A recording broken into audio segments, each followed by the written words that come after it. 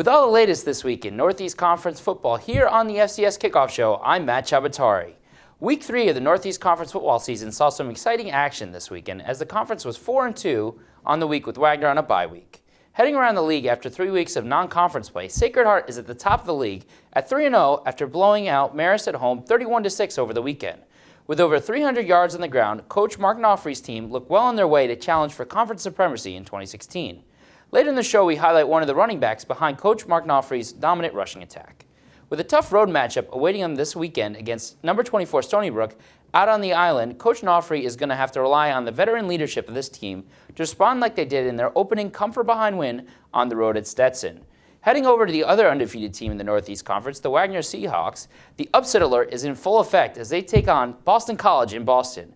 At 2-0 in the season, coming off a bye week, Coach Hoff-Tilling and his staff had an extra week to prepare for their trip to this ACC foe. After winning against both St. Anselm and Concordia, two lower divisional opponents at home, Wagner has a big ask to match their previous performances against Boston College. Boston College at 1-2 is not doing very well, especially after coming off a 49-0 blowout loss at Virginia Tech last week. With the offense looking strong behind junior quarterback Alex Thompson and junior running back Denzel Knight, and a defense that looks well improved from a year ago, look for the Seahawks to challenge BC this weekend.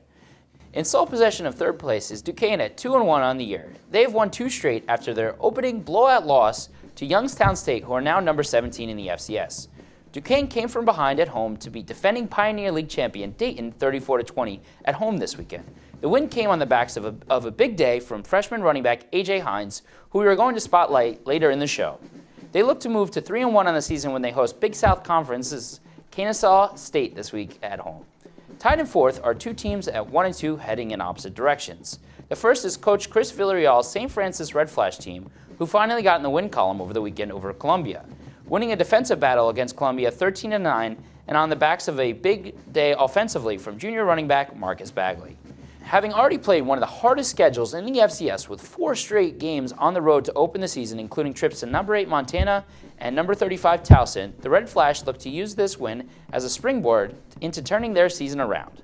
They look to move to 500 on the season at 2-2 and end their road trip with a win at Albany this weekend. On the other hand, the Bryant Bulldogs at 1-2 lost a rough one at home to Brown 35-27 over the weekend after leading 21-0 at the end of the first quarter. Senior quarterback Dalton Easton had over 100 yards and 2 touchdowns in the first quarter, but 3 second-half interceptions did end the Bryant Bulldogs as they lost another game in which they led.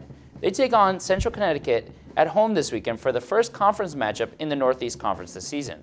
On the other side of that matchup, the Central Connecticut State Blue Jays are coming off their first win of the season, winning the 3rd annual Harmony Classic against Bowie State 44-35. On the backs of almost 250 yards of rushing and 6 rushing touchdowns as a team, including senior running back Brendan Litton's 3 touchdowns on the day. If they're going to win over the Bulldogs on the road this weekend, they're going to have to rely on their rushing attack to keep the ball out of Dalton Easton and the Bulldogs' high-powered offensive hands. The first running back to feature on this show is Wagner's junior running back, Denzel Knight, listed at 6'2", 215 pounds out of Salisbury School in Rochester, New York. After his sophomore year, where he found himself 3rd on the depth chart, Knight looked like a man possessed both during spring and fall camps, and much has not changed. Although the Wagner Seahawks have opened against some inferior opponents in Division II St. Anselm and the NAIA's Concordia, Knight led the NEC through the first 2 weeks of the season with 251 yards on the ground on 28 carries, which comes out to about 9 yards per carry on average, but had a bye week in Week 3.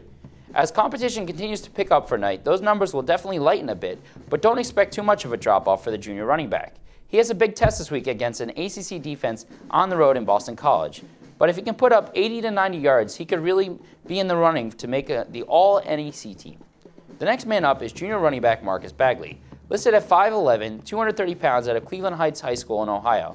After having only 2 rushing touchdowns last season, Coach Villarreal has made an effort to feed the ball to Bagley early on in the season. With 82 carries through the first 3 weeks, he could be set up for upwards of 250 carries this season as a workhorse back for this Red Flash team. Bagley looks well on his way, challenging for both the NEC Offensive Player of the Year and be named first-team All-NEC running back. Paired with senior quarterback Zach Dreyer, Bagley will look to take advantage of more running space as this offense continues to get going the coming weeks. As noted before, our third running back is none other than Duquesne's freshman running back A.J. Hines, who shined this week in their home opener with 189 yards and 2 rushing touchdowns on 29 carries. listed at 5'10", 180 pounds out of Northfield Mount Herman High School in Newcastle, Delaware. After 3 games, Emil Parya has 265 yards and 2 touchdowns, and his 90-yard game-winning run on the road at Stetson in their season opener led them to a comeback 18-14 win. With eyes on winning the NEC back from Duquesne, Coach Nofri's rushing attack is going to be the key to getting it done in 2016. Emil Parya's big play speed and plus size allow him to bounce off tackles that look to lead him to the tops of the NEC rushing chart. Look for these backs to be major factors in who holds the NEC crown by the end of the season. That's all for me here with the latest on the NEC, exclusively on the FCS Kickoff Show, presented by the Connecticut School of Broadcasting here in Hasbrouck Heights. I'm Matt Chabatari.